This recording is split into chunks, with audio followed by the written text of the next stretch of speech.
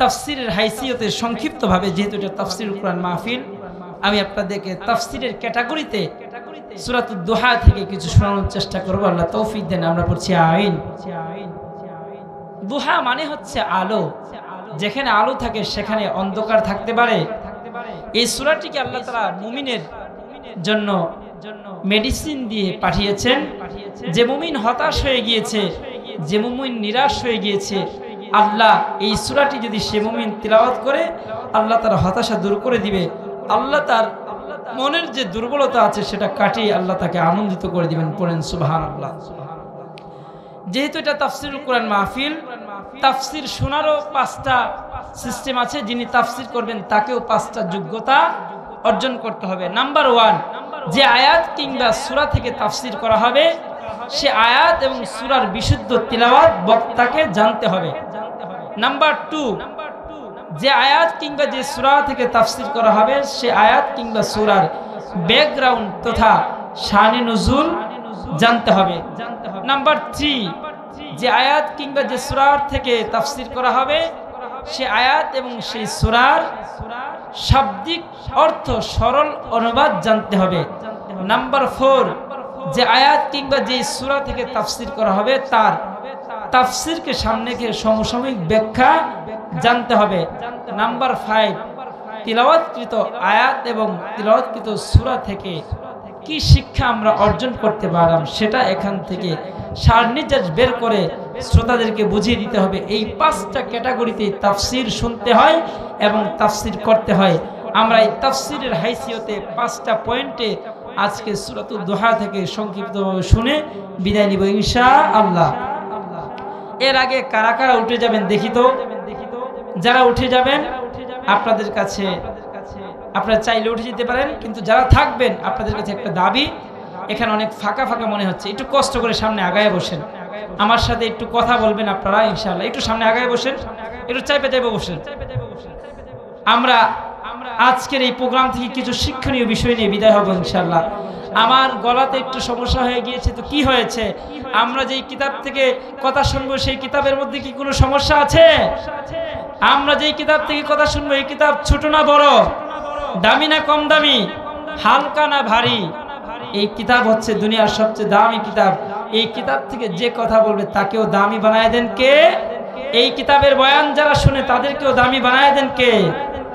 আমার প্রিয় উপস্থিতি, সূরাতুদ দুহা হচ্ছে কোরআনে কারীমের সিরিয়ালে ক্রমিক নং অনুসারে সূরাতুদ দুহার ক্রমিক নং হচ্ছে 93 নাম্বার। আর নাজিলের যে প্রেক্ষাপট, নাজিলের যে সিরিয়াল, নাজিলের সিরিয়াল অনুযায়ী সূরাতুদ দুহার সিরিয়াল হচ্ছে 11 নাম্বার। অর্থাৎ নবীজি নবুয়ত প্রাপ্তির শুরুতেই সূরাতুদ দুহা নবীজির উপরে নাজিল করেছেন আল্লাহ তাআলা। এবার আমরা সূরাতুদ দুহার শুদ্ধ তিলাওয়াতটা করে নিচ্ছি। আমার সাথে সকলেই সুর মিলিয়ে পড়েন। আউযু বিল্লাহি মিনাশ শাইতানির রাজীম। পড়েন বিসমিল্লাহির রহমানির রহিম। ওয়াদ-দুহা ওয়াল-লাইলি ইযা সাজা মা ওয়াদ্দা'আকা রাব্বুকা ওয়া মা ক্বালা وَلَلْآخِرَةُ خَيْرٌ لَكَ مِنَ الْأُولَى وَلَسَوْفَ يُعْطِيكَ رَبُّكَ فَتَرْضَى أَلَمْ يَجِدْكَ يَتِيمًا فَآوَى وَوَجَدَكَ ضَالًّا فهدى ووجدك عائلا فأغنى فأما اليتيم فلا تقهر وأما السائل فلا تنهر وأما بنعمة ربك فحدث صدق الله العظيم। সূরাতুদ দুহায় আয়াত আছে 11টা। কয়টা? এই সূরাটিকে তিনটা ভাগে ভাগ করা যায়। প্রথম 5টি আয়াতে আল্লাহ নবীজিকে তিনটা সুসংবাদ দিয়েছেন। বলেন কয়টা সুসংবাদ? তিনটা সুসংবাদ। এর পরের তিনটা আয়াতে আল্লাহ তাআলা নবীজিকে অতীতের তিনটা নিয়ামতের কথা স্মরণ করায় দিচ্ছেন। লাস্টের তিনটা আয়াতে আল্লাহ তাআলা নবীজি এবং কিয়ামত পর্যন্ত সমস্ত উম্মতকে তিনটা কর্মসূচি দিয়ে আল্লাহ সূরাটির ইতি টেনেছেন। পড়েন সুবহানাল্লাহ। আল্লাহ তাআলা বলেন ওয়াদ-দুহা ওয়াল-লাইলি ইযা সাজা, প্রভাতের সূর্য কিরণের শপথ। সকাল বেলায় যে সূর্য উদয় হয় সেই সূর্যের আলোর শপথ করেছেন আল্লাহ তাআলা। ওয়াল-লাইলি ইযা সাজা, রাতের শপথ যখন তা নিঝুম হয়ে যায়, তথা নিঝুম নিস্তব্ধ রজনীর শপথ। ওয়াদ-দুহা ওয়াল-লাইলি ইযা সাজা, প্রভাতের সূর্য কিরণের শপথ, নিঝুম নিস্তব্ধ রজনীর শপথ। মা ওয়াদ্দাআকা রাব্বুকা ওয়া মা ক্বালা, হে রাসূল আপনার রব আপনাকে ভুলেও যান নাই, ছেড়েও দেন নাই। পড়েন সুবহানাল্লাহ। আমরা তাফসীরের লাইন অনুযায়ী আজ শুনতেছিলাম সূরাতুদ দুহার ব্যাখ্যা বুঝতে হলে আমাদেরকে প্রথমে এর ব্যাকগ্রাউন্ড তথা শানে নুজুল সম্পর্কে জানতে হবে। কোরআনে হাকিম যখন আল্লাহ তাআলা রাসূলের উপর নাজিল করতে শুরু করলেন, নবীজিকে আল্লাহ তাআলা আয়াত নাজিল করে জানায় দিচ্ছেন, নবী হে ইয়া আইয়ুহার রাসূল বাল্লিগ মা উনজিলা ইলাইক, হে নবী আমি আল্লাহর পক্ষ থেকে আপনার উপরে যা নাজিল করা হবে তা একটাও গোপন করবেন না, মানুষদের মাঝে তা প্রচার করে দিন। সুবহানাল্লাহ। নবীজি প্রচার করছেন নবুয়তের একদম শুরু লগ্নে। এরপরে হঠাৎ করে জিবরাইল আমিন নবীজির কাছে আসে না।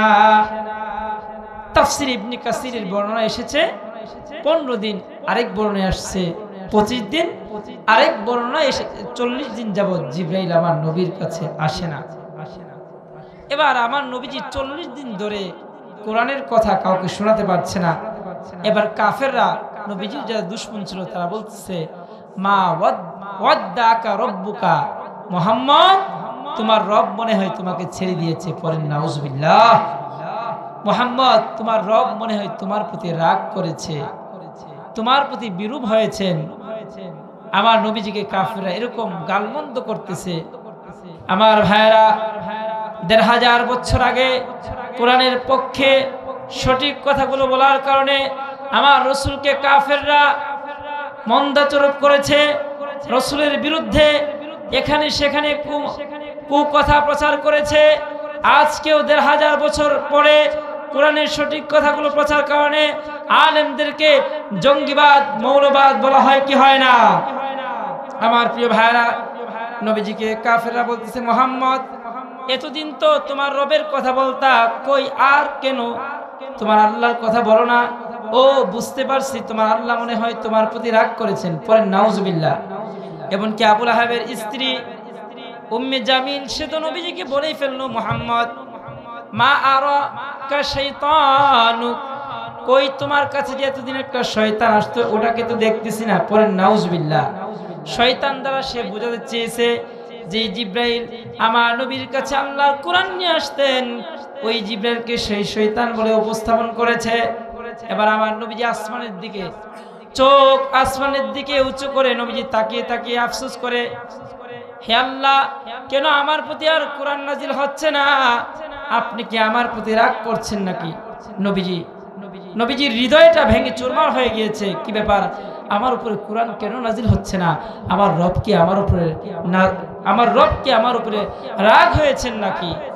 এরপরে আল্লাহ তাআলা রাসূলুল্লাহকে এই সূরা নাজিল করে জানায় দিচ্ছেন, নবীজি কাফেররা আপনাকে বলে আমি আল্লাহ আপনাকে ভুলে গেছি, কাফেররা বলে আপনার কাছে যে জিবরাইল আসতো সেও আপনার কাছে আসে না, আমি আল্লাহ আপনাকে ছেড়ে দিয়েছি। হে রাসূল, না না, আমি আল্লাহ কসম করে বলছি, আমি আল্লাহ প্রভাতের সূর্যের আলোর শপথ করে বলছি, নিঝুম নিস্তব্ধ রজনীর শপথ করে বলছি, আপনি রাসূলকে আমি আল্লাহ ভুলে যাই নাই। পড়েন সুবহানাল্লাহ।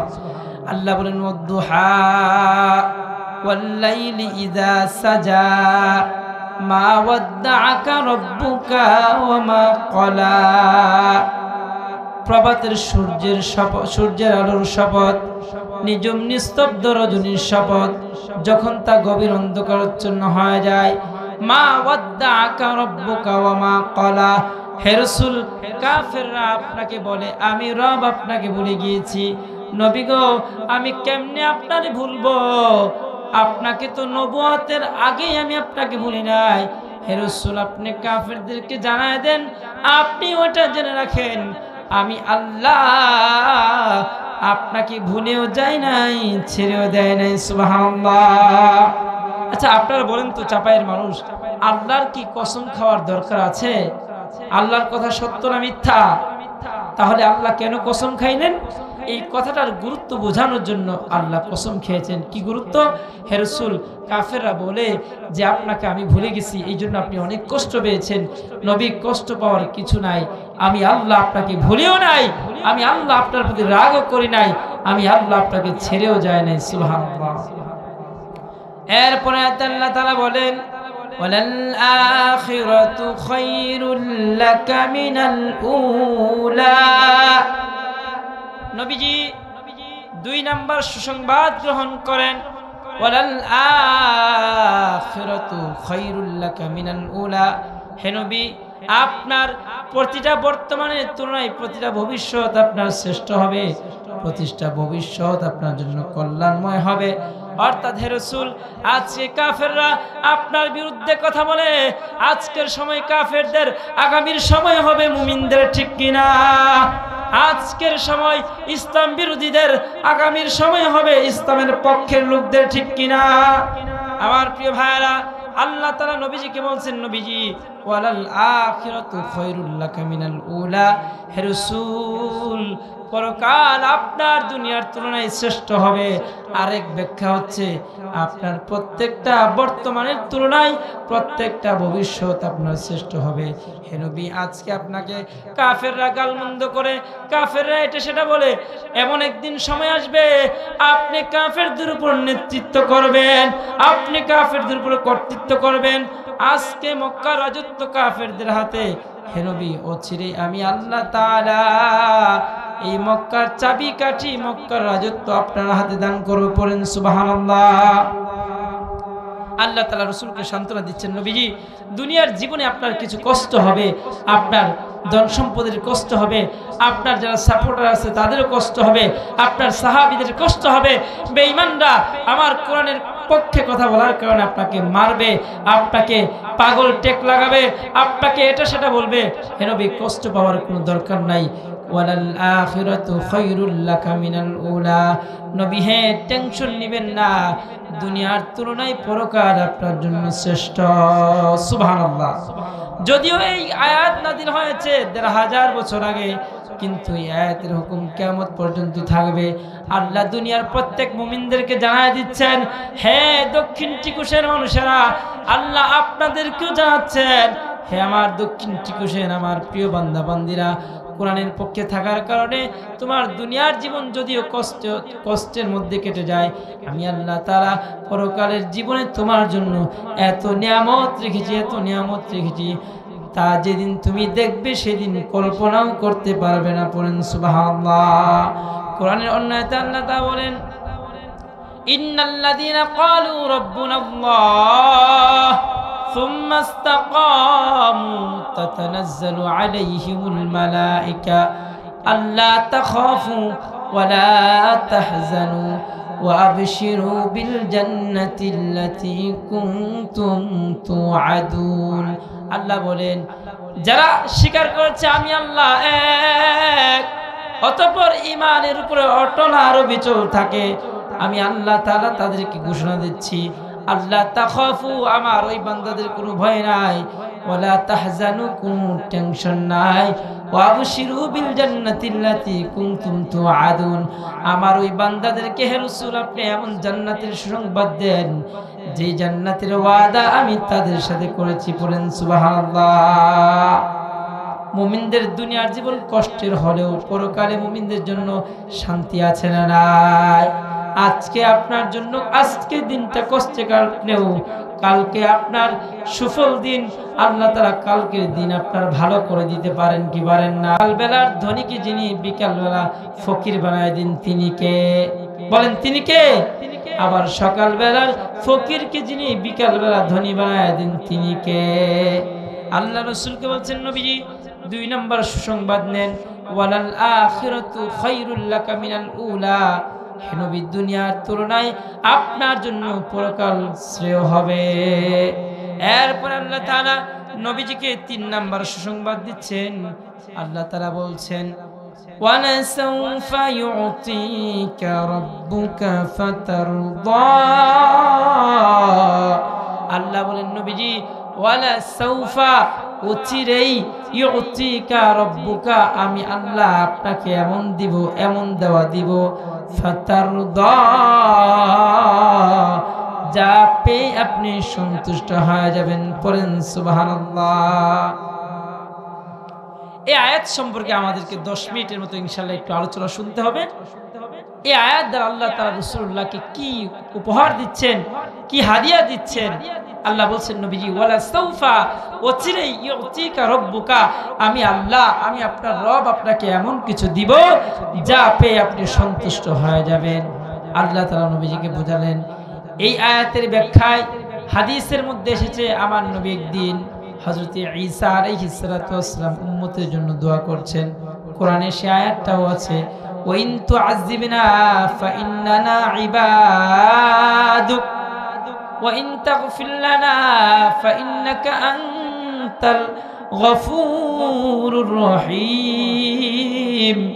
হযরত ঈসা নবী দোয়া করতেছেন, আল্লাহ ওয়া ইন তুআযিবনা ফাইন্নানা ইবাদুক, হে আল্লাহ আপনি যদি আমার উম্মতদেরকে আযাব দেন তারা তো আপনারই বান্দা, ওয়া ইন তাগফির লানা ফাইন্নাকা আনতাল গফুরুর রহিম, আর আপনি যদি তাদেরকে ক্ষমা করে দেন তাহলে তো আপনি গফুর রহিম, আপনি ক্ষমা করতে ভালোবাসেন। ঈসা নবীর এই দোয়াটা আমার নবীজি কোরআন থেকে পড়লেন। পড়ার পরে এবার আমরা যে নবীর উম্মত, আমাদের জন্য নবীজির মায়া আছে না নাই? আছে না নাই? আজও সেই নবী রওজা ধারে বসে উম্মতের জন্য কান্না করে। নবীজি বললেন, রব্বি হাবলি উম্মতি, হায় আল্লাহ আপনার পয়গম্বর ঈসা, আমার ভাই ঈসা তার উম্মতের জন্য দোয়া করেছেন, ও আল্লাহ আমার উম্মতের কি অবস্থা হবে? রব্বি হাবলি উম্মতি, আমার উম্মতকে বাঁচাও। এই দোয়া যখন আমার নবী করলেন, আল্লাহ রাসূলুল্লাহকে আয়াতটা নাযিল করে সুসংবাদ জানাই দিলেন। আল্লাহ বলছেন নবীজি, ওয়ালা সাউফা ইউতিকা রাব্বুকা ফাতারদা। নবী আমার টেনশন নেবেন না, আমি আল্লাহ তাআলা আপনার উম্মতের ব্যাপারে এমন কিছু প্রদান করব যা পেয়ে আপনি সন্তুষ্ট হয়ে যাবেন। অর্থাৎ নবীজি দুনিয়ায় না, আপনার উম্মতের ব্যাপারে আমি আপনাকে আখিরাতে প্রদান করব। আখিরাতে কি প্রদান করব? তামাম দুনিয়া কিয়ামত হয়ে যাবে। ইসরাফিলের তৃতীয় শৃঙ্গার ফুৎকার দেওয়ার পরে, দুনিয়া কিয়ামত হয়ে যাওয়ার পরে, দুনিয়ার সমস্ত মানুষ মৃত্যুবরণ করার পরে আবারও হিসাব দেওয়ার জন্য হাসরের ময়দানে উঠতে হবে কি হবে না? হবে নি? হবে নি? ইয়াউমাইযিন মিকদারুহু 50,000 সানা। হাসরের দিনের ভয়াবহতা আল্লাহ বয়ান করতে গিয়ে বলেন, হাসরের দিনটা হবে দুনিয়ার গণনায় 50,000 বছর। আল্লাহু আকবার। দুনিয়ায় কি কোনো মানুষ 50,000 বছর বাঁচবে? দুনিয়া শুরু হয়েছে তাও 50,000 বছর হয় নাই, কিন্তু আখিরাতের দিনটা পৃথিবীর তুলনায় 50,000 বছর হয়ে যাবে। আল্লাহ নবীজিকে বলছেন, নবীজি আমি আপনাকে আপনার উম্মতের ব্যাপারে সন্তুষ্ট করব। আল্লাহর প্রিয় হাবিব, আমাদের প্রিয় নবী সরকারে দু আলম নবী মুহাম্মদুর রাসূলুল্লাহ সাল্লাল্লাহু আলাইহি ওয়াসাল্লাম, দুনিয়ার সমস্ত মানুষ মৃত্যুবরণ করবে। এবার ইসরাফিলের তৃতীয় সিংহা ফু দেওয়ার পরে আল্লাহ তাআলা জিবরাইলকে বলবে, জিবরাইল হাসরের মাঠ কায়েম হয়ে গিয়েছে, যাও যাও সর্বপ্রথম রওজা থেকে আমার বন্ধু মুহাম্মদুর রাসূলুল্লাহকে উঠাও। জিবরাইল আমিন পুরো হাসরের মাঠ তন্ন তন্ন করে খুঁজবেন, রাসূলুল্লাহর রওজার কোনো চিহ্ন পাবেন না।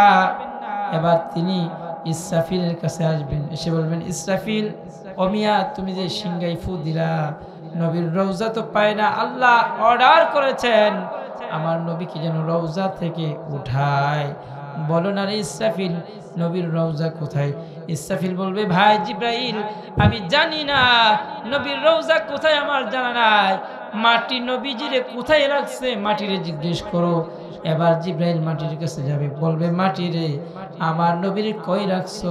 আল্লাহ আমাকে অর্ডার করেছেন আমার নবীর সর্বপ্রথম যেন কবর থেকে রওজা থেকে ওঠানো হয়। এবার মাটিকে প্রশ্ন করার পরে মাটি বলবে, ইসরাফিলের তৃতীয় সিংহা ফু দেওয়ার পরে আমার নিজের কি অবস্থা হয়েছে আমার জানা নাই, আমার নিজের অবস্থা হয়েছে নাজুক, আমি জানি না। মুহাম্মাদুর রাসূলুল্লাহ তথা প্রিয় নবীর রওজা কোথায় আমার জানা নাই।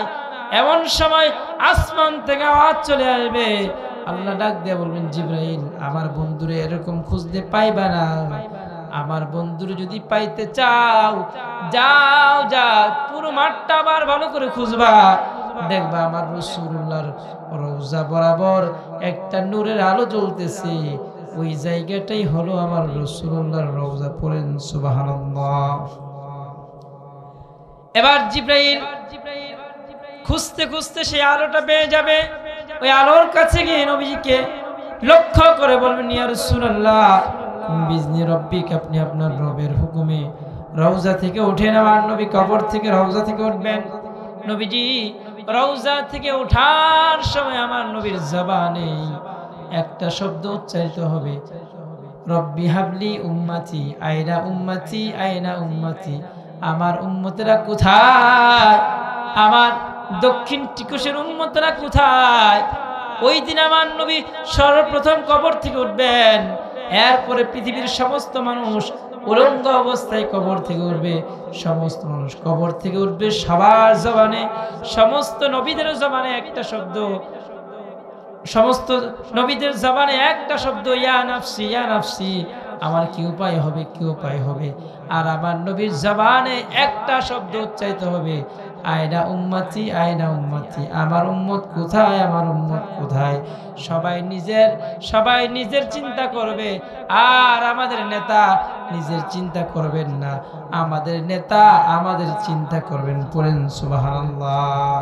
আমরা যেই নেতার মহব্বতে, আমরা যেই মুহাম্মদুর রাসূলুল্লাহর মহব্বতে এখানে বসেছি, যেই নবীর মহব্বতে আজকে তাফসীরুল কুরআন মাহফিলে বসেছি, সেই নেতা হাসরের ময়দানে আমাদের কি ভুলে যাবেন নাকি? আসতে বলবেন না, ভুলে যাবেন নাকি? সেই নবী রওজা থেকে উঠবেন আর বলবেন, আয়না উম্মতি, কোথায় আমার টিকুশের উম্মতেরা কোথায়? এবার ওই দিন সমস্ত উম্মতেরা উঠবে, ইয়া নাফসি বলবে। 50,000 বছর পর্যন্ত আল্লাহ তাআলা হিসাব নেবেন না, হাসরের ময়দানের বিচার কার্যক্রম আল্লাহ শুরু করবেন না। আল্লাহ সেদিন কহারিয়তের রাগান্বিত হয়ে থাকবেন। আল্লাহ তাআলা বলতে থাকবেন, আইনাল মুলুক, কোথায় দুনিয়ার রাজা বাদশারা কই? যাদের দাপটে দুনিয়া থরথর করে কাঁপতো, কই ফেরাউন, কই হামান, কই নমরুদ, কোথায় তোরা? আয়, তোদের রাজত্বের কারণে তোদের দাপত্রে দেশ কাঁপতো, রাজ্য কাঁপতো, এরিয়া কাঁপতো, তোরা কোথায়? আল্লাহ বলবেন, লিল্লাহিল ওয়াহিদুল কাহ্হার, আজকের রাজত্ব কারো না, আজকের রাজত্বের মালিকানা একমাত্র যার, তিনি কে? আমার আল্লাহ ওই দিন রাগান্বিত হয়ে থাকবেন। ওই দিন কোন নবী সাহস পাবে না আল্লাহর সামনে কথা বলার জন্য। দুনিয়ার সেই মানুষগুলা, সেই আদম নবী থেকে নিয়ে কিয়ামত পর্যন্ত যত মানুষ দুনিয়ায় এসেছে, আসতেছে, কিয়ামত পর্যন্ত যত মানুষ এই দুনিয়ায় আসবে, সবাই সেদিন আদম নবীর কাছে যাবে। লম্বা হাদিসের লম্বা বর্ণনা, আদম নবীর কাছে গিয়ে বলবে, পয়গম্বর আদম, হে আমাদের পিতা, ও আমাদের বাবা, আজকে আল্লাহ রাগান্বিত হয়ে আছেন। 50,000 বছর ধরে হাসরের ময়দানে আমরা দাঁড়িয়ে আছি, আল্লাহ রাগান্বিত হয়ে আছেন, একটু আমাদের ব্যাপারে সুপারিশ করে বলেন না, আল্লাহ যেন বিচার কার্যটা শুরু করে দেন। আদম নবী বলবে, আমি যেতে পারবো না, কারণ আল্লাহ তাআলা আমার জান্নাতে নিষেধ করেছিল, আদম ওই গাছের ফল খাইবা না। আমি নিষিদ্ধ গাছের ফল খাওয়ার কারণে আমার ভয় হচ্ছে, না জানি আমার আল্লাহ আমার সাথে কেমন আচরণ করে। সেদিন আদম নবী আল্লাহর কাছে যেতে পারবে কি পারবে না? পারবে নাকি? পারবে না। আদম নবী বলবেন আমার দ্বারা সম্ভব না, যাও যাও তোমরা দ্বিতীয় আদম নূহের কাছে যাও। মানুষের আবার দলবদ্ধ হয় নূহ নবীর কাছে যাবে। ও দ্বিতীয় আদম নূহ, আপনি তো 950 বছর কোরআনের জন্য দাওয়াত দিয়েছেন, আল্লাহর জমিনে আল্লাহর প্রতিষ্ঠার আন্দোলন করেছেন, আল্লাহর দিন কায়েমের আন্দোলন 1 দিন 2 দিন 3 দিন করেন নাই, 950 বছর করেছেন। একটু আমাদের জন্য আল্লাহ তাআলা দরবারে সুপারিশ করেন না, আল্লাহ তাআলা যেন বিচার কার্যটাকে শুরু করেন। নূহ নবী বলবে না না আমার দ্বারা সম্ভব না, যাও যাও তোমরা তোমাদের জাতির পিতা ইব্রাহিম ও খলিলুল্লাহ ইব্রাহিমের কাছে যাও। এবার দুনিয়ার সমস্ত মানুষ দলবদ্ধ হয়ে ইব্রাহিম খলিলুল্লাহর কাছে আসবে। পড়েন সুবহানাল্লাহ। ইব্রাহিম নবীর কাছে আসার পরে ইব্রাহিম নবীকে বলা হবে, ও আমাদের জাতির পিতা ইব্রাহিম, আপনি তো ছিলেন খলিলুল্লাহ, আপনি আল্লাহর জন্য নিজের সন্তান ইসমাইলকে কুরবানি করেছেন, আজকে আমাদের জন্য সুপারিশ করে বলেন না আল্লাহ যেন আমাদের বিচার কার্যটা আরম্ভ করেন। ইব্রাহিম নবী বলবেন না না আমার নিজের পক্ষেও সম্ভব না, আজ আমি রবের সামনে দাঁড়াতে পারবো না। আল্লাহ কাহারিয়তের আসনে বসে আছেন, আল্লাহ রাগান্বিত হয়ে আছেন, আমি যেতে পারবো না, যাও যাও তোমরা আমার পরের নবী মুসা কালিমুল্লাহর কাছে যাও। এবার মানুষেরা দলবদ্ধ হয়, পৃথিবীর শুরু থেকে কিয়ামত পর্যন্ত দুনিয়ার মানুষেরা দলবদ্ধ হয়ে পয়গম্বর মুসার কাছে যাবে, গিয়ে বলবে পয়গম্বর মুসা আপনি তো ছিলেন কালিমুল্লাহ, পর্দাবিহীন অবস্থায় আল্লাহ তাআলার সাথে তুর পাহাড়ে কথা বলেছেন, আজকে আমাদের সবার জন্য আপনি আল্লাহ তাআলার দরবারে সুপারিশ করেন, আল্লাহ যেন বিচার কাজটা শুরু করেন।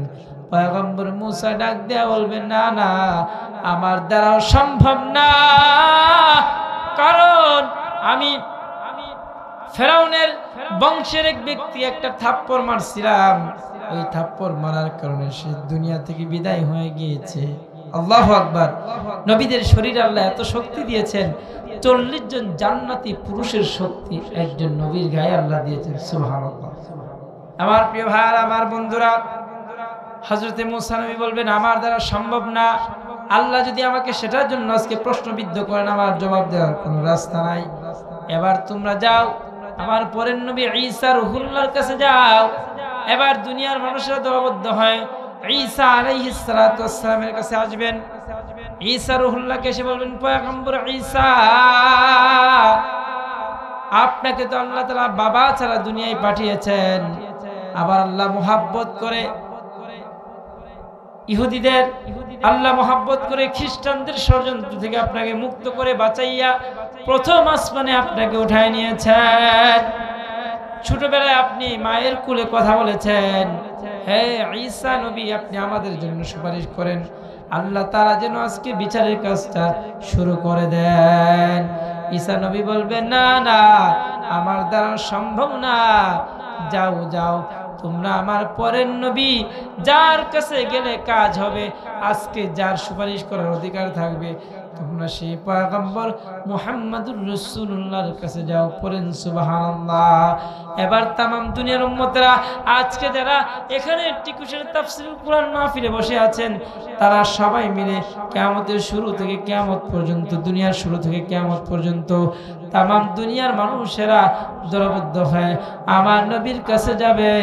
আমার নবীর কাছে যাওয়ার পরে বলবে, ও পয়গম্বর, ও নবী, একে একে আদম নবী তাড়ায় দিয়েছেন, একে একে নূহ নবী তাড়ায় দিয়েছেন, ইব্রাহিম নবী তাড়ায় দিয়েছেন, মুসা নবী তাড়ায় দিয়েছেন, ঈসা নবী তাড়ায় দিয়েছেন।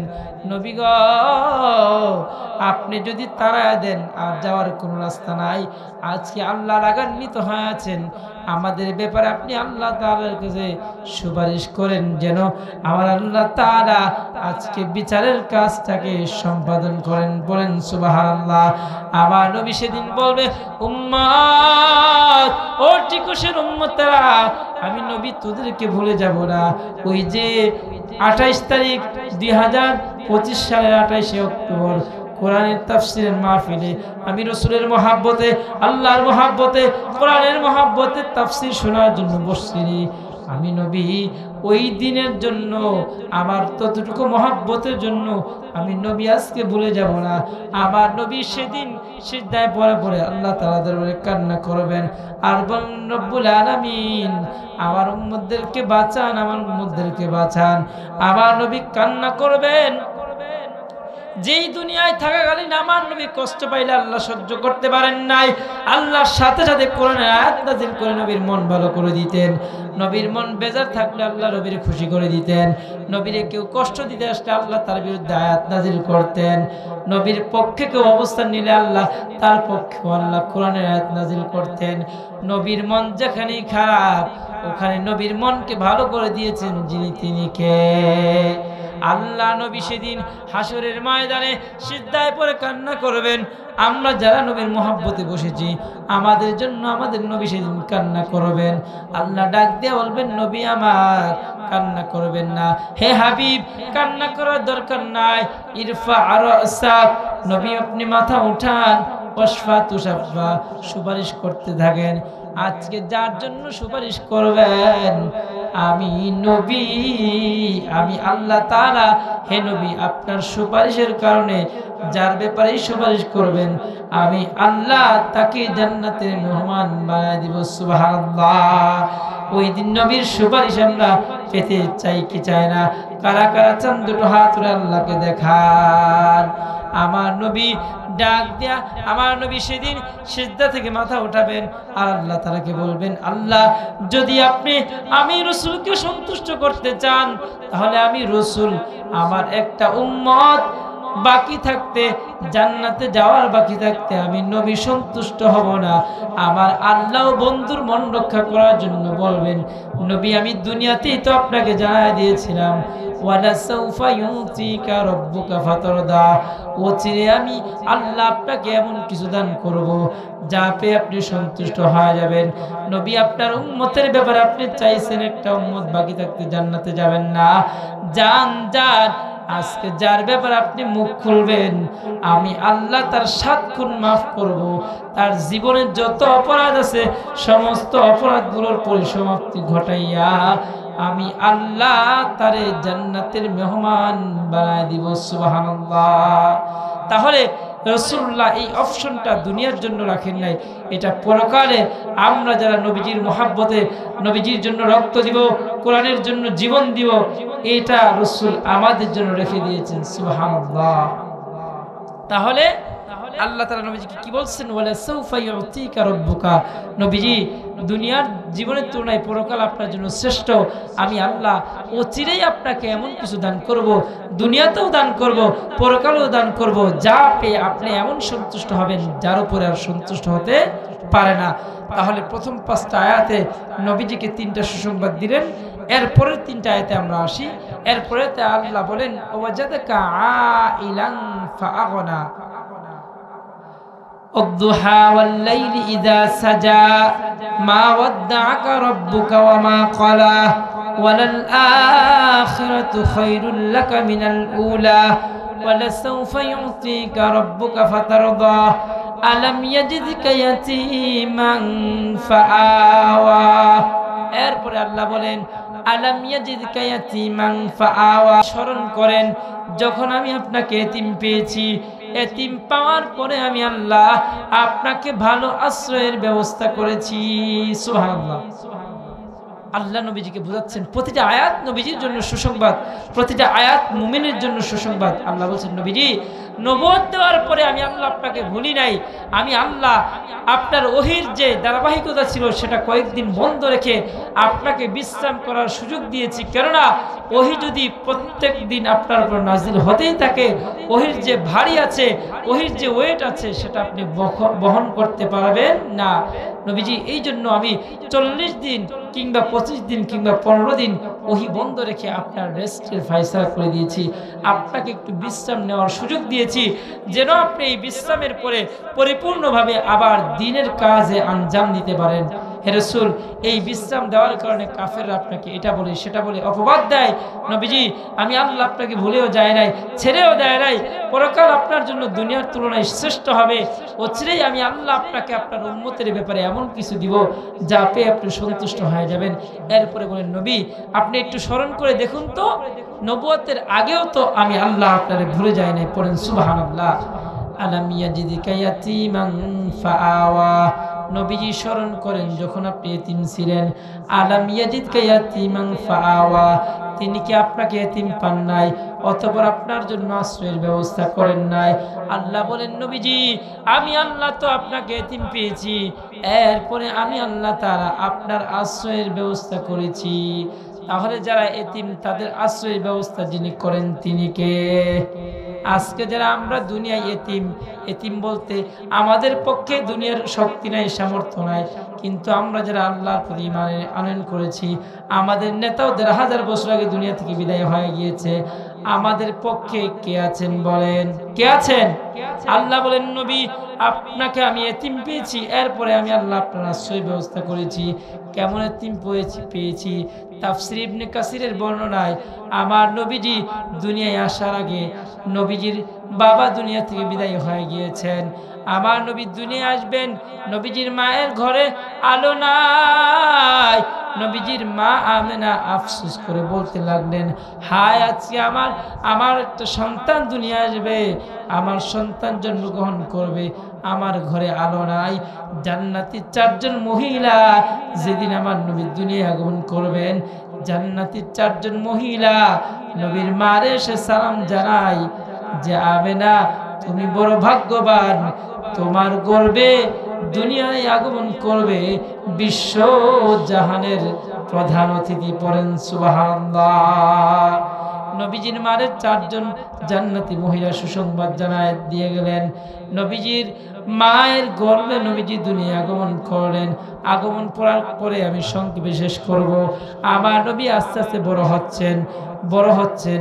আমার নবী কুলের মধ্যে এখনো আছেন।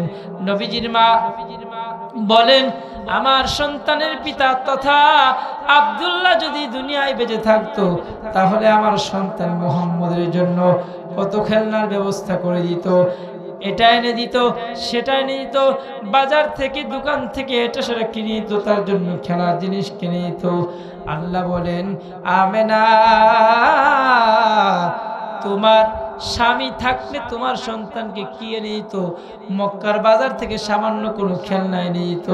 কিন্তু আমি আল্লাহ তাআলা আমার বন্ধু মুহাম্মদকে এতিম পাওয়ার পরে, তোমার সন্তানকে এতিম পাওয়ার পরে আমি আল্লাহ তাআলা শুধু মক্কার সামান্য খেলনা দিয়ে আমি আমার নবীর সান্ত্বনা দিব না, আমি আল্লাহ আসমানের ওই চাঁদ সূর্যটাকে আমার বন্ধুর খেলনার বস্তু বানায় দিয়েছি। সুবহানাল্লাহ।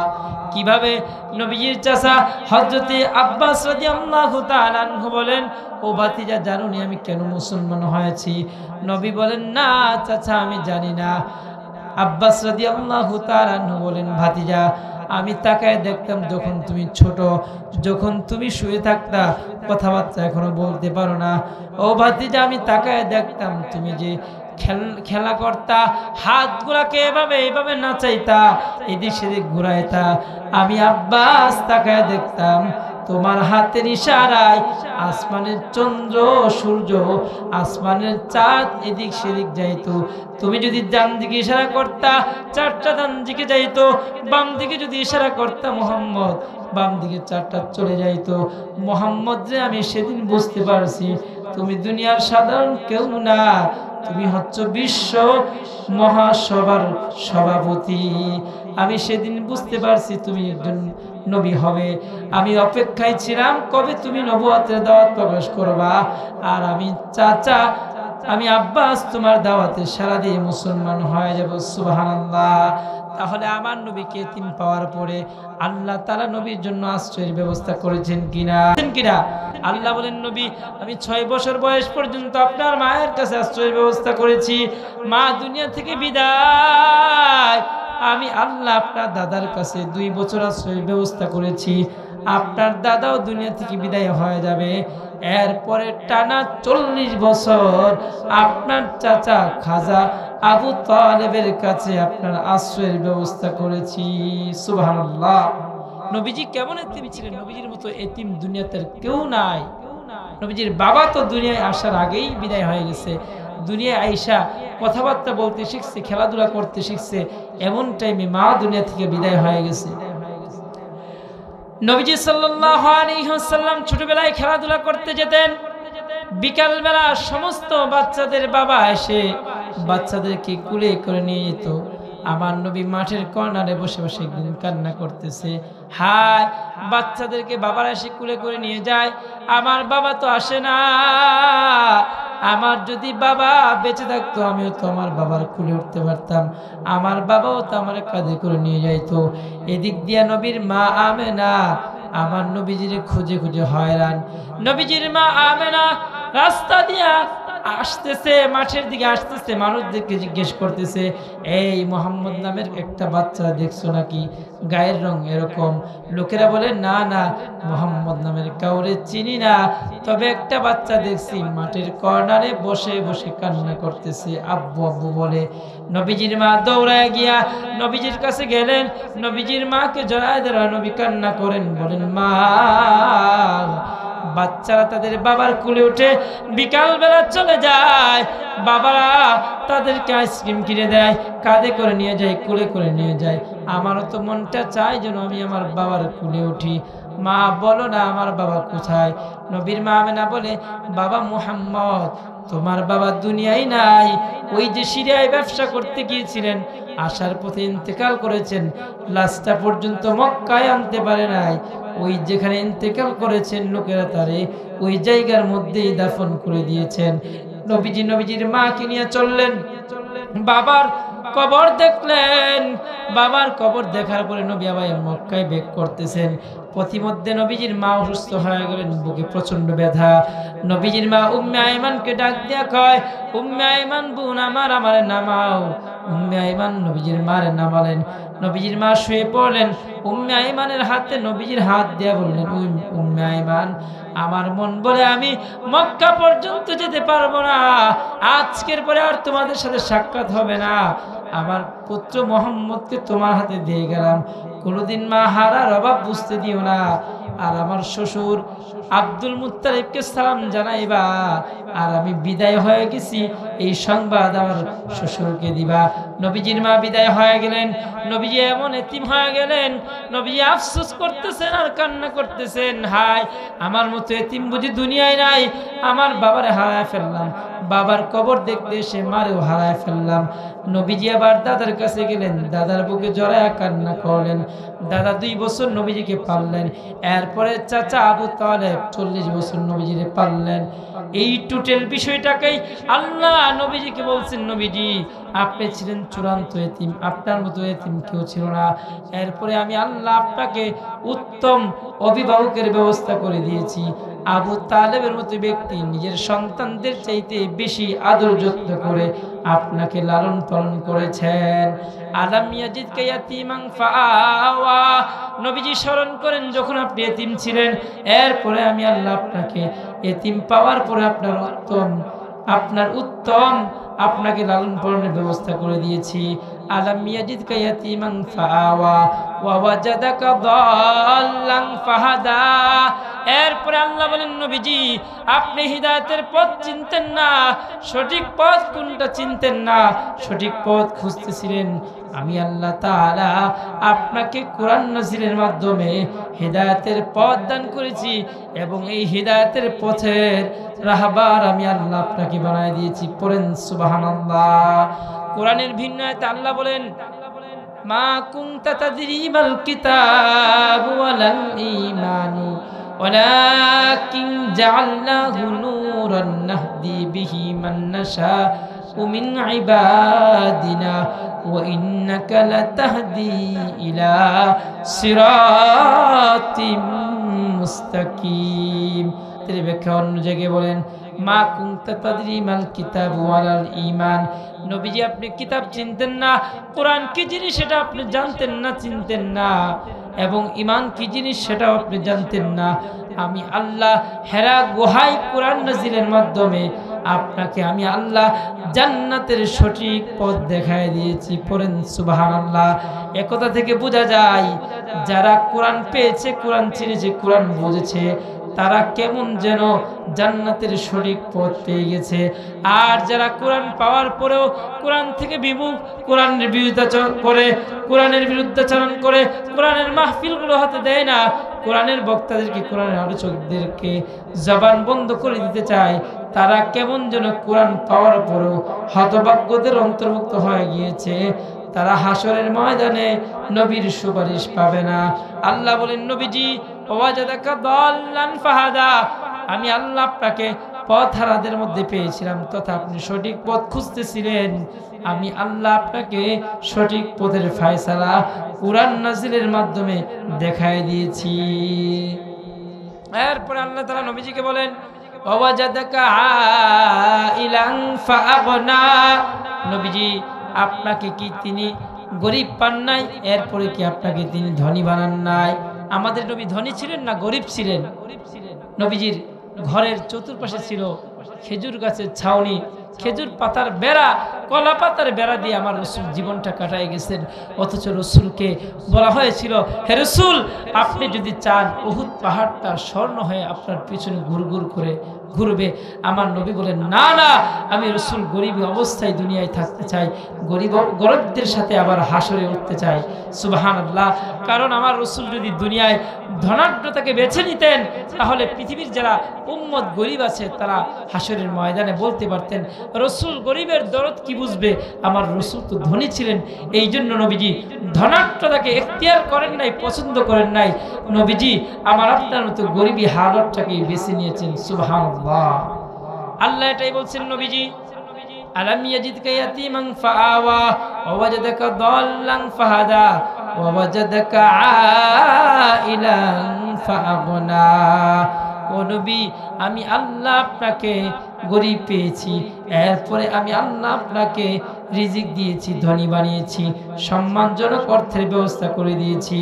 এর ব্যাখ্যায় তাফসীর ইবনে কাসিরের মধ্যে লেখা হয়েছে, আল্লাহ রাব্বুল আলামিন নবীজির সাথে আম্মাজান খাদিজার বিবাহ পড়াইয়া খাদিজার সমস্ত সম্পদের মালিক আমার নবীরে বানায়া, সম্পদগুলা ইসলামের জন্য আল্লাহ কবুল করাইয়া আমার নবীজির ধনী বানায় দিয়েছেন।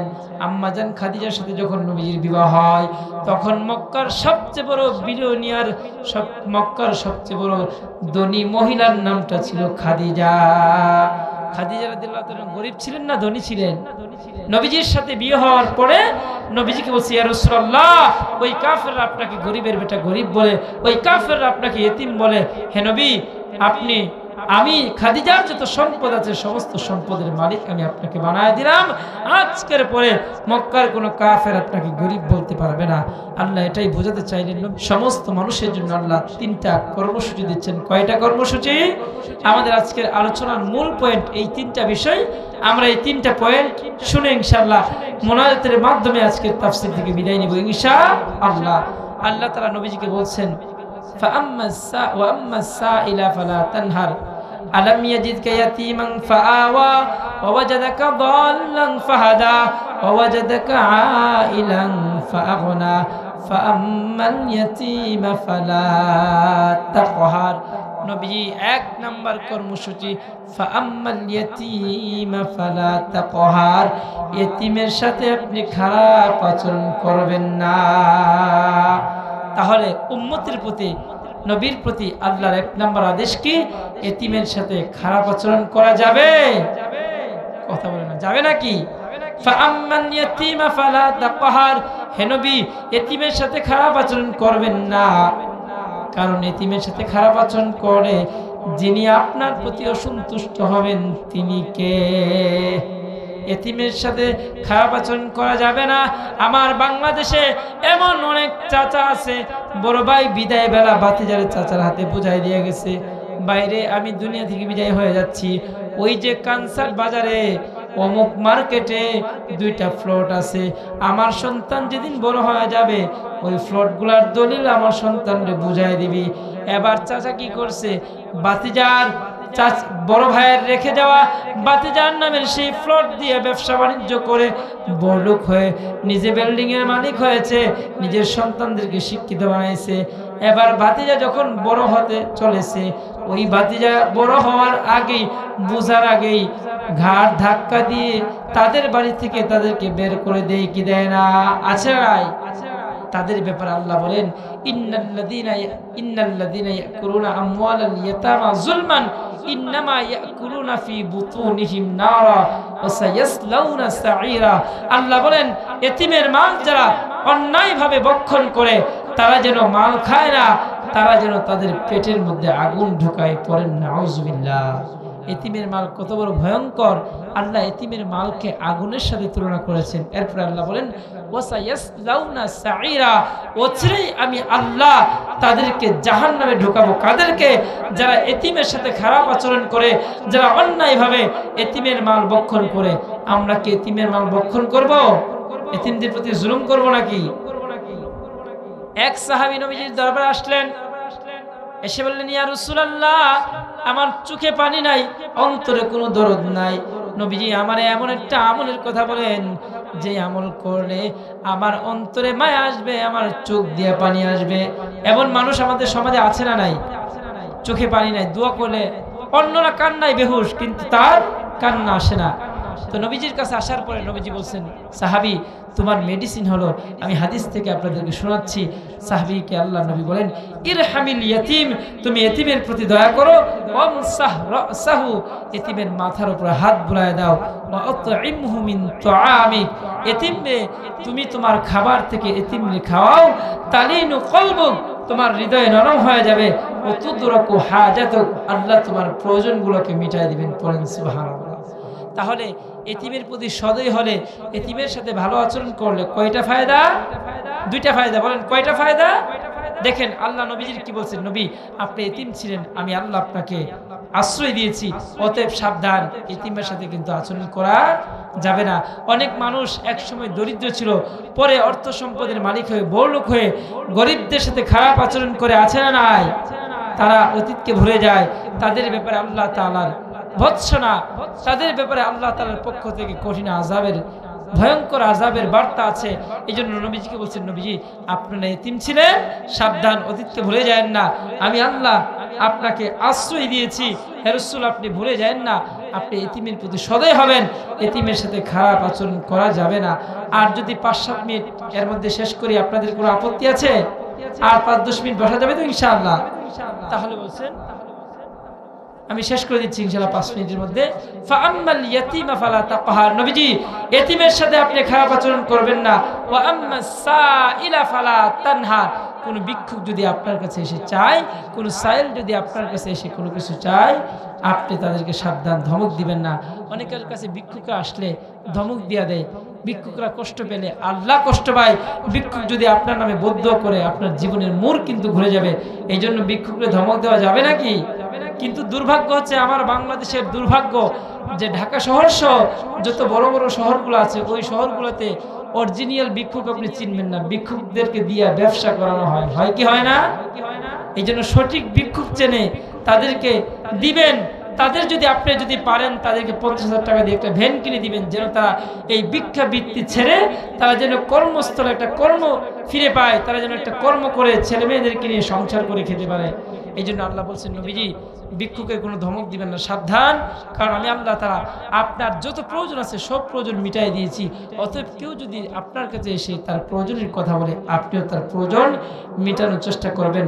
ওয়া আম্মা বিনিআমাতি রাব্বিকা ফাহাদ্দিস, পরিশেষে নবীজিকে আল্লাহ বলছেন, ও আম্মা বিনিআমাতি রাব্বিকা ফাহাদ্দিস, আমি আল্লাহ আপনাকে যত নিয়ামত দিয়েছি, এই নিয়ামতের বর্ণনা আপনি শুকরিয়া তার নিয়ামতগুলো বলে বেরাবেন। পড়েন সুবহানাল্লাহ। ইন্নাল্লাহা ইউহিব্বু আইয়ারা আসারা নি'মাতাহু আলা আবদিহি, আল্লাহ দেখতে চান তার বান্দাকে কি নিয়ামত দিয়েছেন, এই নিয়ামতের আসর, নিয়ামতের একটা প্রকাশ্য একটা দৃশ্য আল্লাহ দেখতে চান। আপনাকে যদি লক্ষ টাকার মালিক বানায় থাকেন আল্লাহ তাআলা, আপনি যদি সিরা কাপড় পরেন, তাহলে এটা হইলো? আপনাকে যেই মানে যেই ক্যাটাগরিতে আল্লাহ রাখছেন, ওই ক্যাটাগরিতে আপনি চলার চেষ্টা করবেন, পাওয়া যাবে তো ইনশাআল্লাহ। তাহলে সূরা দুহা আমাদেরকে শিক্ষা দিচ্ছে সূরা দুহা থেকে আমরা কি শিক্ষণীয় পেলাম? যে এতিমদের সাথে খারাপ আচরণ করা যাবে না, ভিক্ষুকদেরকে ধমক দেওয়া যাবে না। মুমিনের নিরাশ হওয়ার কোনো দরকার নাই। মুমিন যখন নিরাশ হয়ে যায়, মুমিনকে আশার আলো দেখান কে? আল্লাহ তাআলা। মুমিন যখন বিপদগ্রস্ত হয়, মুমিনকে সাহায্য করেন যিনি, তিনি কে? মুমিন যখন পথ হারায় ফেলে, তখন মুমিনকে পথ দেখান যিনি, তিনি কে? আল্লাহ তাআলা আমাদের হিদায়াতের পথ দেখান, পড়ে না আমিন। সম্মানিত সুধী, আমি গতকাল বিকালবেলা রওনা হয়েছি, আজকে আস্তে আস্তে ফজর হয়ে গিয়েছে। তো লং টাইম আমার জার্নি ছিল, আসলে দূরের রাস্তা। ট্রেনে করে ঢাকা থেকে এসেছি রাজশাহী পর্যন্ত, সেখান থেকে বাসে চাপাই, সেখান থেকে গাড়ি নিয়ে আসলাম। এই গাড়িগুলো পরিবর্তন করার কারণে, আর এই সিজনের এটা দূরের প্রথম সফর, এই সিজনে দূরে আর আসি না, এত দূরে। তো যে কারণে আসলে অসুস্থতার একটা ভাব শুরু থেকেই ছিল। আপনাদেরকে আমি কোরআনে হাকিম থেকে যতটুকু শোনানোর দরকার ছিল হয়তো বা শোনাতে পারিনি, তারপরেও সংক্ষেপভাবে আমি সূরাতুদ দুহা থেকে আপনাদেরকে শোনানোর চেষ্টা করেছি। আল্লাহ তাআলা এই সূরাতুদ দুহা থেকে যা শিক্ষা পেলাম, আল্লাহ তাআলা আমাদেরকে আমল করার তৌফিক দান করুন। আমরা যখনই বিপদে পড়ব, আল্লাহ তাআলা যেন তার দয়ার চাদরে আমাদেরকে ঢেকে নেন। আমরা পড়ছি আমিন। আর আপনাদের কাছে রিকোয়েস্ট, ইনশাআল্লাহ আজকে তো যারা আসছেনই, কালকে অবশ্যই আসবেন। আজকে যারা আসেন নাই, কালকে তাদেরকে নিয়ে আসবেন তো ইনশাআল্লাহ। কালকে তাফসির করবেন আপনাদের চাপায়ের শিবগঞ্জেরই সন্তান, অনেক সুন্দর আলোচনা করেন, আমি ওনার তাফসির শুনেছি, খুব ভালো তাফসির করেন। এটা অনেক সুন্দর একটা আয়োজন, প্যান্ডেলটা বিশাল বড় হয়েছে। একজন আপনারা আগামীকাল 5 জন করে নিয়ে আসতে পারবেন তো ইনশাআল্লাহ? ছেলে পেলে নাতি যা আছে সব নিয়ে আসবেন। আয়েশা, এই প্যান্ডেলটাকে কানাই কানাই ভরপুর করতে পারবেন তো ইনশাআল্লাহ? কারা কারা পারবেন হাতটা ওঠান তো ইনশাআল্লাহ। প্রত্যেকে ইনশাআল্লাহ 3-4 জন করে নিয়ে আসবেন তো ইনশাআল্লাহ। মা বোনদেরকে বলছি আপনারাও ইনশাআল্লাহ 2-1 জন করে নিয়ে আসবেন, যেন প্যান্ডেলগুলো ভরপুর হয়ে যায়। আমরা সকলেই একবার সূরা ফাতিহা, 3 বার সূরা ইখলাস পড়ি। আউযু বিল্লাহি মিনাশ শাইতানির রাজীম। বিসমিল্লাহির রহমানির রহিম। আলহামদুলিল্লাহি রাব্বিল আলামিন, আর রহমানির রহিম, মালিকি ইয়াউমিদ্দিন। ইহদিনাস সিরাতাল মুস্তাকিম, সিরাতাল লাযীনা আন'আমতা আলাইহিম। বিসমিল্লাহির রহমানির রহিম। কুল হুয়াল্লাহু আহাদ, আল্লাহুস সামাদ। বিসমিল্লাহির রহমানির রহিম। কুল হুয়াল্লাহু আহাদ, আল্লাহুস সামাদ। বিসমিল্লাহির রহমানির রহিম। কুল হুয়াল্লাহু আহাদ, আল্লাহুস সামাদ। اللهم صل على سيدنا ومولانا محمد وعلى آله وأصحابه وبارك وسلم. أستغفر الله الذي لا إله إلا هو الحي القيوم وأتوب إليه. أستغفر الله إن الله غفور رحيم. أستغفر الله ربي من كل ذنب وأتوب إليه. لا حول ولا قوة إلا بالله العلي العظيم. আপনারা সকলে আমার জন্য প্রাণ খুলে দোয়া করবেন। যারা প্রোগ্রামের আয়োজন করেছেন, আল্লাহ যেন প্রোগ্রামের পরিপূর্ণ সফলতা দান করেন, তাদের জন্য দোয়া করবেন। সকলে আগামীকাল নিজেদের অর্থ, শ্রম, টাকা পয়সা দিয়ে ইনশাআল্লাহ প্রোগ্রামটিতে অংশগ্রহণ করবেন ইনশাআল্লাহ। সকলেই দোয়া করেন। আলহামদুলিল্লাহি রাব্বিল আলামিন ওয়াল আকিবাতু লিল মুত্তাকিন ওয়াস সালাতু ওয়াস সালামু আলা আশরাফিল আমবিয়া ওয়াল মুরসালিন। ربنا آتنا في الدنيا حسنة وفي الآخرة حسنة وقنا عذاب النار وقنا عذاب القبر وقنا عذاب الحشر وقنا عذاب الميزان وقنا عذاب الصراط وقنا عذاب يوم القيامة. ربنا هب لنا من أزواجنا وذرياتنا قرة أعين واجعلنا للمتقين إماما. ربنا اصرف عنا عذاب جهنم إن عذابها كان غراما. رب العالمين, আয় আল্লাহ, দীর্ঘ সেই মাগরিবের পর থেকে আল্লাহ আপনার প্রিয় বান্দাবান্দিরা, আল্লাহ প্রত্যন্ত গ্রামের মানুষ, আল্লাহ সকলেই কর্মজীবী শ্রমজীবী মানুষ, আল্লাহ সারাদিন কাজ করার পরে আল্লাহ কোরআনের মহাব্বতে, আয় আল্লাহ সেই সন্ধ্যা 7টা থেকে নিয়ে 12টার উপর হয়ে গেছে। রব্বুল আলামিন, আল্লাহ আজকের এই প্রোগ্রামে আল্লাহ আপনার প্রিয় গোলামেরা, আয় আল্লাহ ছোট ছোট বেগুনা মাসুম বাচ্চারা, আল্লাহ সাদা দাঁড়িয়ে মুরব্বীরা, আল্লাহ দীর্ঘ আয় আল্লাহ 12টা পর্যন্ত সকলেই উপস্থিত ছিলেন। আমার পর্দার অঞ্চলে মা বোনেরা আরামের বিছানা ছেড়ে কোরআনের মহব্বতে এখানে 3-4 ঘন্টা সময় দিয়েছেন। রব্বুল আলামিন আল্লাহ, সর্বপ্রথম আল্লাহ আপনি আমাদের সকলের জীবনের সমস্ত গুনাহগুলোকে মাফ করে দেন আল্লাহ। রব্বুল আলামিন আল্লাহ, জীবনের সমস্ত গুনাহগুলোকে নেক দ্বারা পরিবর্তন করে দেন আল্লাহ। আল্লাহ, যা কিছু শুনলাম আল্লাহ, বলনেওয়ালা শুননেওয়ালা সকলকে আমল করার তৌফিক দান করেন আল্লাহ। রব্বুল আলামিন আল্লাহ, সূরাতুদ দুহা থেকে শুনেছি যে সূরাটি মুমিনের জন্য আলোকবর্তিকা। আল্লাহ, হতাশাগ্রস্ত মুমিনের জন্য আয় আল্লাহ আনন্দ আশার বাণী।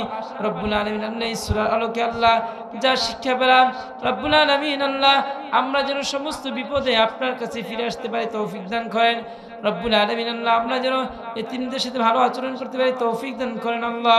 রব্বুল আলামিন দুর্বলদের সাথে ভালো আচরণ করতে পারি তৌফিক দান করেন আল্লাহ। আয় আল্লাহ, আপনার এই জমিনে আপনার কোরআনের রাজ কায়েম করতে গিয়ে যেন আমরা জানমাল আয় আল্লাহ শ্রম দিয়ে টাকা পয়সা দিয়ে অংশগ্রহণ করতে পারি তৌফিক দান করেন আল্লাহ। রব্বুল আলামিন আল্লাহ, যেই গুরুস্থানের উন্নতি কল্পে আজকের প্রোগ্রাম আল্লাহ, এই গুরুস্থানে আল্লাহ যত মুর্দেগান শুয়েছে আল্লাহ, আজকের এই তাফসীরুল কোরআন মাহফিলের সওয়াবকে বহু গুণে বাড়াইয়া কবরবাসীদের কবরে পৌঁছায় দেন আল্লাহ। আয় আল্লাহ, তাদের কবরকে জান্নাতের বাগান বানায় দেন রব্বুল আলামিন আল্লাহ। আমাদের এই প্রজন্মকে আল্লাহ কোরআনওয়ালা প্রজন্ম বানায় দেন, আগামীর প্রজন্মকে কোরআনওয়ালা প্রজন্ম বানায় দেন। আয় আল্লাহ, আমার পিতৃ সমতুল্য মুরব্বী বাবারা আমার সামনে উপস্থিত আছেন আল্লাহ, মুরব্বী বাবাদের জীবনের সমস্ত গুনাহগুলোকে মাফ করে দেন। যুবক ভাইদেরকে ইসলামের জন্য কবুল করেন রব্বুল আলামিন আল্লাহ। বিশেষ করে আল্লাহ, এই প্রোগ্রামে দাওয়াত দেওয়া থেকে নিয়ে আল্লাহ এই পর্যন্ত যারা আমার সাথে আল্লাহ আন্তরিকতার যোগাযোগ করেছেন আল্লাহ, বিশেষ করে বজলুর রশিদ চাচা রব্বুল আলামিন আল্লাহ, আপনি ওনাকে মাফ করে দেন রব্বুল আলামিন আল্লাহ। আমার দুই পাশে আল্লাহ জাতির শ্রেষ্ঠ সন্তান আল্লাহ, দুইজন বিজ্ঞ ব্যক্তি আল্লাহ, শিক্ষক মানুষ, আলেম মানুষ বসে আছেন। স্টেজে আরো অনেক আলেম ওলামা কেরাম আছেন রব্বুল আলামিন। আলেমদের বরকতে আজকের মুনাজাতকে কবুল করেন। আয় আল্লাহ, সাদা দাড়িওয়ালা মুরব্বিদের উসিলায় মুনাজাতকে কবুল করেন রব্বুল আলামিন আল্লাহ। যে রাসূলকে দেখি নাই সে রাসূলের আদর্শ বাস্তবায়নের জন্য আল্লাহ আমরা কাজ করি, কথা বলি রব্বুল আলামিন আল্লাহ। আসরে যেন সেই রাসূলুল্লাহর সুপারিশ লাভে ধন্য হতে পারে তৌফিক দান করেন আল্লাহ। আয় আল্লাহ, আপনার ঘর বাইতুল্লাহর জিয়ারত আমাদেরকে নসিব করেন, রাসূলুল্লাহর রওজা জিয়ারত আমাদেরকে নসিব করেন আল্লাহ। আয় আল্লাহ, কপাল যদি মোদের এতই খারাপ হয়, কোনোদিন যদি বাইতুল্লাহ যেতে না পারি, কোনোদিন যদি রাসূলুল্লাহর রওজায় যেতে না পারি, কোনো একদিন ঘুমের ঘরে আমাদের নবীর দিদার আমাদেরকে নসিব করে দিয়েন, পড়ে না আমিন। আয় আল্লাহ, নবীর মুলাকাতে ধন্য করে দিয়েন, পড়ে না আমিন। বান্দা আছে বন্দেগি নাই, শেষ করেছি জিন্দেগি। বান্দা আছে বন্দেগি নাই, শেষ করেছি জিন্দেগি। তুমি যদি মাফ না করো এ পাপীদের উপায় কি আল্লাহ? তুমি যদি মাফ না করো এ পাপীদের উপায় কি? গুনাহ যত আছে আল্লাহ সবই আপনার জানা, তুমি যদি মাফ করে দাও কে করিবে তোমায় মানা। গুনাহ যত আছে মোদের সবই আপনার জানা, তুমি যদি মাফ করে দাও কে করিবে মানা। সুবহানাকা লা ইলমা লানা ইল্লা মা আল্লামতানা ইন্নাকা আনতাল আলিমুল হাকিম। আমরা সকলে আমাদের মা বাবার জন্য পড়ছি রব্বির হামহুমা কামা রব্বায়ানি সগীরা ওয়া কুর রব্বির হামহুমা কামা রব্বায়ানি সগীরা। রব্বুল আলামিন আল্লাহ, যেদিন আমাদেরকে আপনার দরবারে ডাক দিবেন আল্লাহ, সেদিন সমস্ত গুনাহগুলোকে মুছে দিয়ে পরিচ্ছন্ন একটা আত্মা নিয়ে ওয়াজা বি কলবিন মুনিব আল্লাহ, পরিচ্ছন্ন আত্মা নিয়ে আল্লাহ, পরিশুদ্ধ ঈমান নিয়ে ইকামতে দ্বীনের আয় আল্লাহ কর্মী হয়ে যেন আল্লাহ আপনার দিদারে আল্লাহ আমরা রওনা হতে পারি তৌফিক দান করেন আল্লাহ। রব্বুল আলামিন আল্লাহ, আমাদের শেষ কালিমাটি যেন এটি হয় কালিমা লা ইলাহা ইল্লাল্লাহু মুহাম্মাদুর রাসূলুল্লাহ। আসসালামু আলাইকুম ওয়া রাহমাতুল্লাহি ওয়া বারাকাতুহু।